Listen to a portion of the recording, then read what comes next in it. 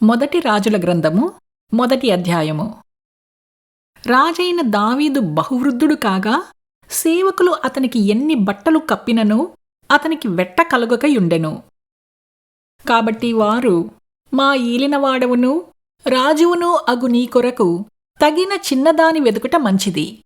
ఆమె రాజైన నీ సముఖమందుండి నిన్ను ఆదరించి వెట్ట కలుగటకు నీ కౌగిలిలో పండుకొనునని చెప్పి ఇశ్రాయేలీయుల దేశపు దిక్కులన్నిటిలో తిరిగి ఒక చక్కని చిన్నదాని వెదికి అబీషగు అను షూనేమీయురాలిని చూచి రాజునొద్దకు తీసుకుని వచ్చిరి. ఆ చిన్నది బహుచక్కనిదయ్యుండి రాజును ఆదరించి ఉపచారము చేయుచుండెను కాని రాజు దానిని కూడలేదు. హగ్గీతు కుమారుడైన అదోనియా గర్వించిన వాడై నేనే రాజునగుదునని అనుకొని రథములను గుర్రపు రౌతులను తనకు ముందుగా పరిగెత్తుటకు 70 మంది మనుష్యులను ఏర్పరచుకొనెను. అతని తండ్రి, నీవు ఈలాగున ఏల చెయ్యుచున్నావని అతని చేత ఎప్పుడునూ విచారించి అతనికి నొప్పి కలుగచెయ్యలేదు. చూచుటకు అతడు బహుసౌందర్యము కలవాడు, అబ్షాలోము తర్వాత పుట్టినవాడు. అతడు సెరూయా కుమారుడైన యోవాబుతోనూ యాజకుడైన అబ్యాతారుతోనూ ఆలోచన చెయ్యగా వారు అదోనియా పక్షము వహించి అతనికి సహాయము చేసిరి. కాని యాజకుడైన సాదోకును యెహోయాదా కుమారుడైన బెనాయాయును ప్రవక్తయైన నాతానును షిమీయును రేయీయును దావీదు యొక్క శూరులును అదోనియాతో కలిసి కొనకయుండిరి.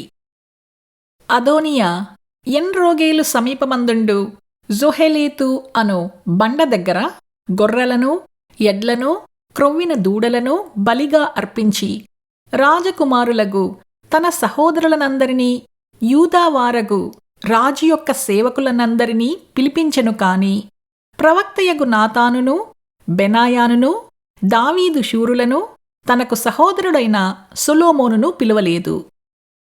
అప్పుడు నాతాను సొలొమోను తల్లి అయిన బత్షెబాతో చెప్పినదేమనగా, హగ్గీతు కుమారుడైన అదోనియా ఏలుచున్న సంగతి నీకు వినపడలేదా?